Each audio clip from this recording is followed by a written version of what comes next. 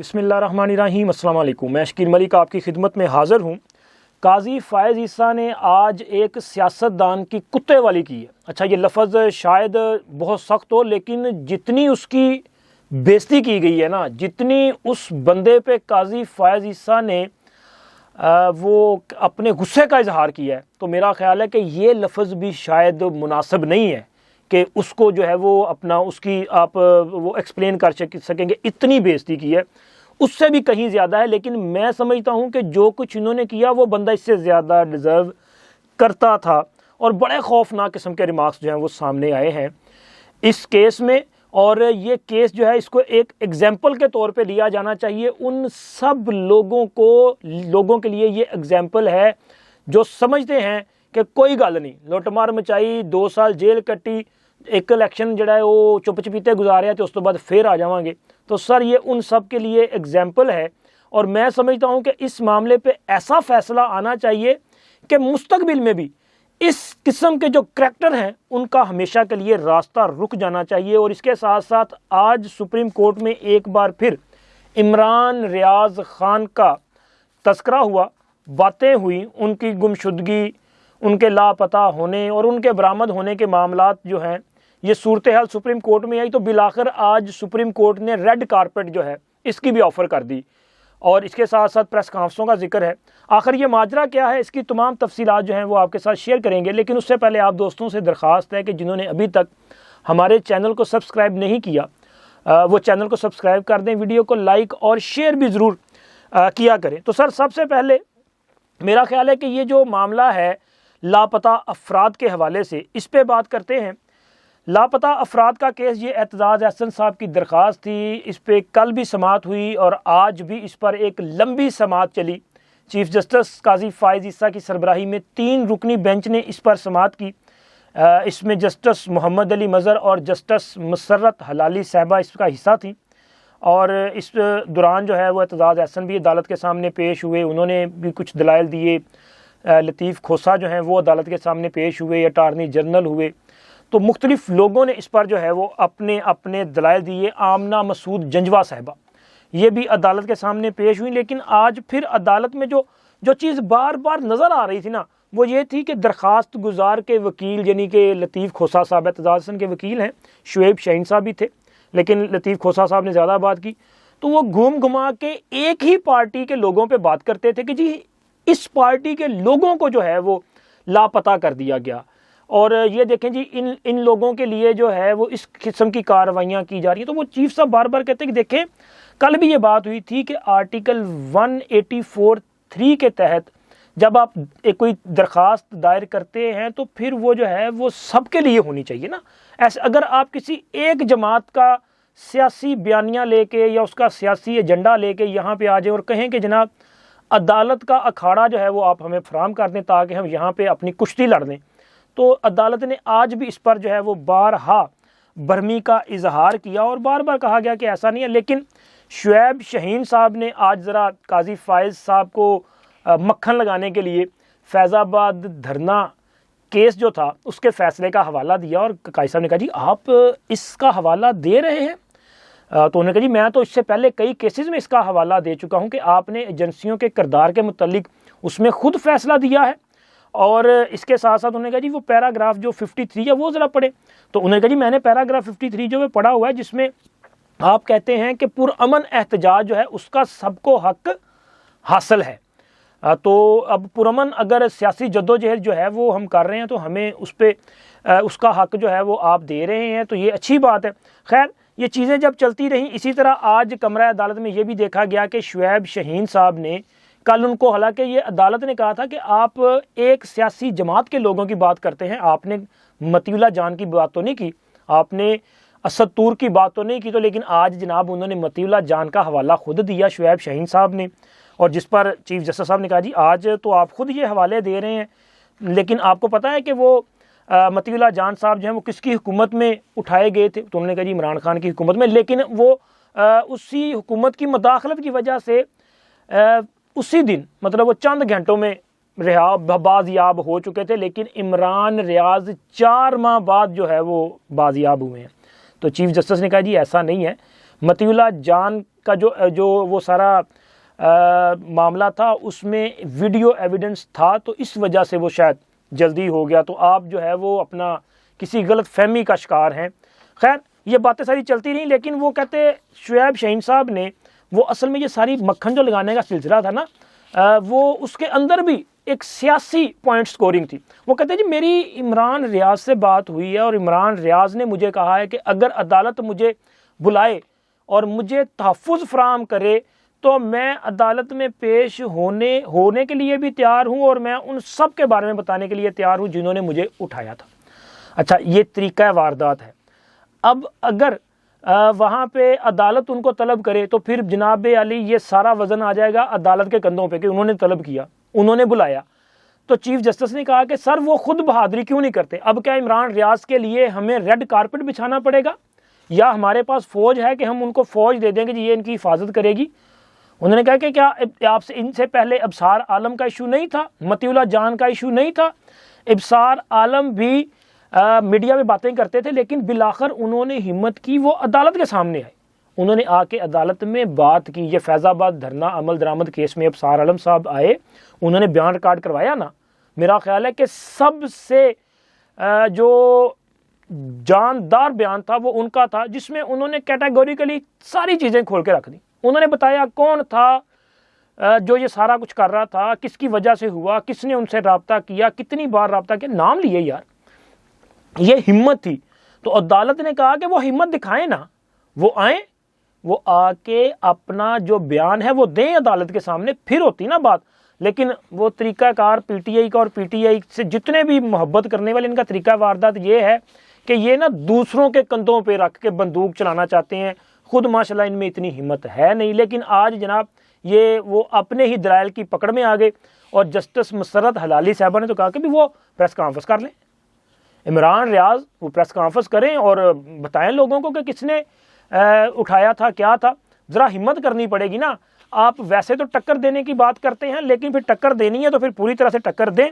اور جناب یہ لاپتہ افراد کے حوالے سے جو کمیشن تھا جس کے سربراہ جسٹس جوید اقبال صاحب ہیں، اچھا جسٹس جوید اقبال صاحب کے بارے میں چیف جسٹس کیا نہیں جانتے ہوں گے؟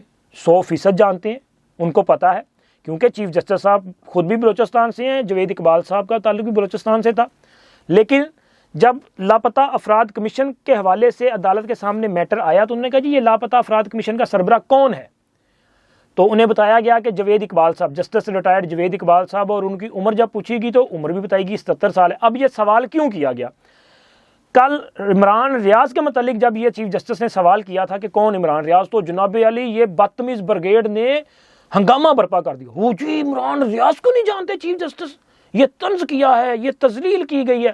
او بھائی عقل سے کام لو، عدالتوں میں کسی آئین قانون اور ضابطے کے مطابق کام ہوتے ہیں، ایسے نہیں ہوتا۔ جو سوال کیے جاتے ہیں ججز کو ان کے جواب کا علم ہوتا ہے، اس کے باوجود سوال کرتے ہیں، کیوں کرتے ہیں؟ تاکہ چیزیں ریکارڈ پہ آ جائیں۔ اگر وہ سوال کریں گے، رسپونڈ ہوگا، جواب آئے گا تو وہ ریکارڈ کا حصہ بن جائے گا نا۔ اب جج نے اپنے منہ سے کی ہوئی بات تو نہیں ڈال دینی، وہ تو فیصلے میں کرے گا نا، جج فیصلے میں بولے گا۔ تو لہٰذا انہوں نے جب سوال کل کیا تھا ان کی سمجھ میں نہیں آیا تھا، ممکن ہے آج بھی سمجھ میں نہ آئے، تو میں نے اس لیے کہا ذرا بتا دوں بھائی ان کو پتہ ہے، لیکن اس کے باوجود اس لیے سوال تھا کہ وہ ریکارڈ میں آ جائے، کیونکہ اس سے آگے پھر کڑی نے جڑنا ہوتا ہے۔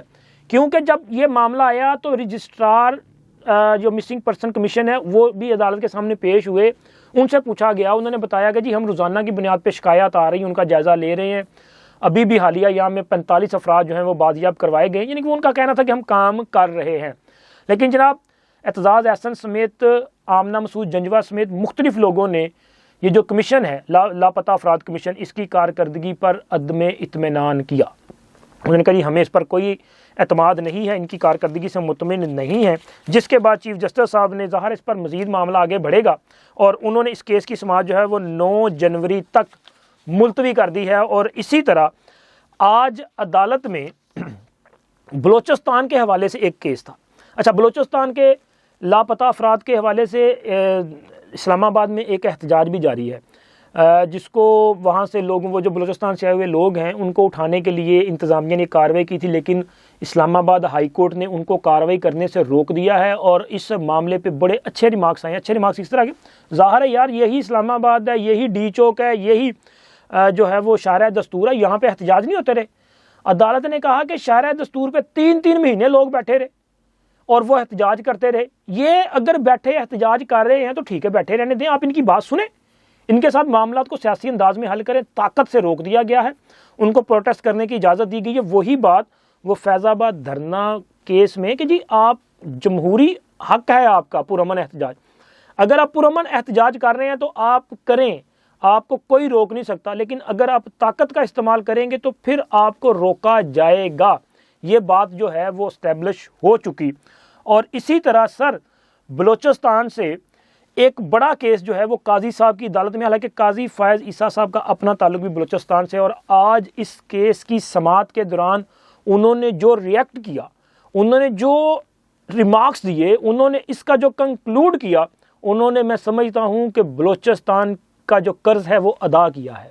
انہوں نے بلوچستان کی محرومیوں کو اجاگر بھی کیا ہے اور ان محرومیوں کے ذمہ داران کو بے نقاب بھی کیا ہے۔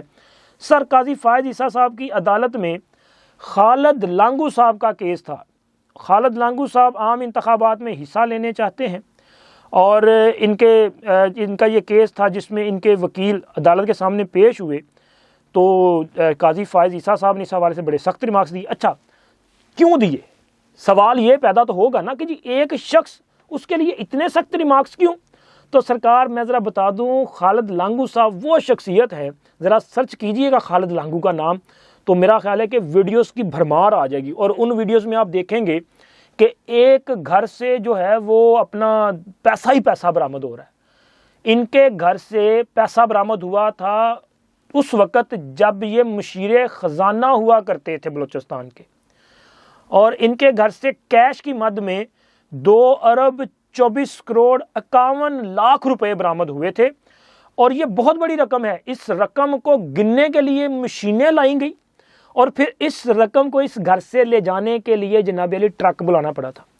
اتنا پیسہ ٹرک سے یہ پیسہ جو ہے یہ یہاں سے لے جایا گیا، اور ان کا معاملہ چلا گیا نیب کے پاس۔ نیب نے جو کرنا تھا وہ کیا۔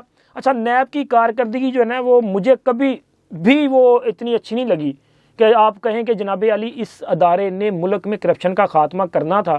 خدا کی قسم کرپشن مجھے لگ رہا ہے کہ اس نے خاتمہ نہیں کیا، اس نے کرپشن کو پروموٹ کیا ہے۔ ایک بندے سے 2,24,91,00,000 کیش برآمد ہوتا ہے۔ اب آپ اندازہ لگائیں کہ اس بندے نے اور کتنا کچھ غبن کیا ہوگا، اس بندے نے کتنی منی لانڈرنگ کی ہوگی، اس بندے نے کہاں کہاں پیسہ جو ہے وہ کالا پیسہ جو ہے وہ انویسٹ کیا ہوگا، اور کتنا جو ہے وہ اس نے کھابے کیے ہوں گے، کھونچے لگائے ہوں گے۔ تو اسے سزا پتہ کتنی ملی تھی؟ صرف 26 مہینے۔ میرا خیال ہے کہ اپنا یہ تو کچھ بھی نہیں ہے سزا، 26 ماہ سزا۔ اور اب پھر وہ کہتے ہیں جی میں الیکشن لڑنا چاہتا ہوں، مجھے پاک صاف اور کلین چٹ دے دیں، لانڈری سے گزاریں اور میں پھر آ جاؤں۔ آج قاضی صاحب نے جب ان کا کیس سامنے آیا تو جو ریمارکس ہیں وہ کمال کر دیا انہوں نے۔ قاضی صاحب نے کہا کہ بلوچستان سے ایسے لوگوں کو انتخاب لڑنے سے دور رکھنا چاہیے، آپ کے موکل کو تو جیل کے دروازے کی طرف جانا چاہیے۔ کیا بلوچستان کے پیسے مزید چوری کرنے کے لیے الیکشن لڑنا چاہتے ہیں؟ کس دنیا میں رہتے ہیں آپ؟ گھر سے برآمد ملکی اور غیر ملکی کرنسی ٹرکوں پر لاد کر لے جائی گئی تھی۔ ایسے لوگ بلوچستان کے دشمن ہیں۔ چیف جسٹس کا کہنا تھا کہ نیب کی تاریخ میں کسی کو اتنی کم سزا نہیں ہوئی ہوگی، مہربانی فرمائیں بلوچستان کے لوگوں کو بخش دیں، صوبے میں ایک سڑک تک نہیں بنی، ایسے لوگ ہی بلوچستان کے دشمن ہیں، یہ بلوچستان کو کھا گئے ہیں، اور یہ 100% درست ہے۔ اور اسی طرح چیف جسٹس صاحب نے سوال اٹھایا کہ کیا اس شخص کے اتنے زیادہ تعلقات ہیں جو نیب اپیل دائر نہیں کر رہا؟ کیا نیب آپ کے موکل کے کنٹرول میں تھا جو اپیل دائر نہیں کی گئی؟ نیب کا کمال دیکھیں، ٹرک بھر کے پیسے پکڑے گئے اور کم سزا کے خلاف اپیل نہیں ہوئی۔ جو پیسہ پکڑا گیا وہ کاروبار یا جائیداد سے نہیں بنایا گیا۔ چھوٹے چھوٹے کیسز میں تو نیب فوری اپیل دائر کر دیتا ہے۔ نیب کرپشن کا سہولت کار بنا ہوا ہے۔ جو میں نے بات آپ سے کی تھی نا، دیکھیں یہ اس کی تصدیق ہے کہ واقعی عدالتیں بھی نیب کو کہہ رہی ہیں کہ آپ سہولت کاری کر رہے ہیں۔ بڑے بڑے جو اپنا ڈاکو ہیں نا، یہ ڈاکوؤں سے بھی کوئی بڑی بلا ہے بھائی، مافیاز ہیں یہ، آپ ان کی سہولت کاری کر رہے ہیں۔ میں سمجھتا ہوں کہ اس کیس پہ نیب کے خلاف بھی کارروائی ہونی چاہیے کہ آپ نے اس کیس میں کیا ایویڈنس جو ہے وہ عدالت کے سامنے رکھے تھے کہ عدالت نے صرف 26 ماہ کی سزا دی، اور پھر آپ نے اپیل دائر کیوں نہیں کی کہ یہ سزا بڑھائی جائے، اور اب وہ بندہ کہہ رہا ہے مجھے الیکشن لڑنے دو۔ سر ان جیسے لوگوں کو اگر آپ نے الیکشن لڑنے دینا ہے نا، تو خدا کی قسم پھر پاکستان سے یہ جو احساس محرومی ہے نا، یہ کم نہیں ہوگا۔ بلوچستان میں دیکھیں نا، یہ احساس محرومی سے پیدا ہوا جھگڑا ہے، تنازع ہے، یہ وہ احتجاج ہے جس نے اس شکل کو اختیار کر لیا ہے کہ آج لوگ اپنے ملک سے متنفر نظر آ رہے ہیں، وہاں پہ علیحدگی کی تحریکیں چلا رہے ہیں۔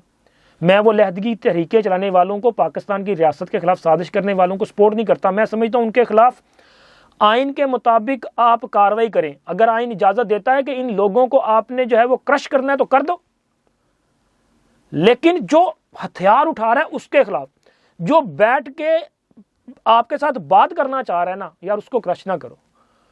اس کو کرش کرو گے نا تو اس کا امپیکٹ بہت خطرناک آئے گا، اور ایسے لوگوں کا راستہ بھی روکا جانا چاہیے۔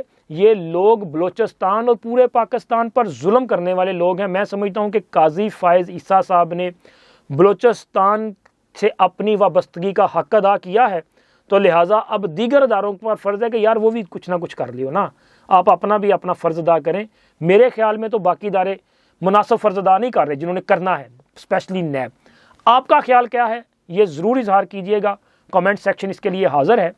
چینل کو لائک سبسکرائب کر دیں، ویڈیو کو لائک اور اپنے فرینڈ سرکل میں شیئر بھی کر دیا کریں۔ اب تک اتنا ہی، اللہ حافظ۔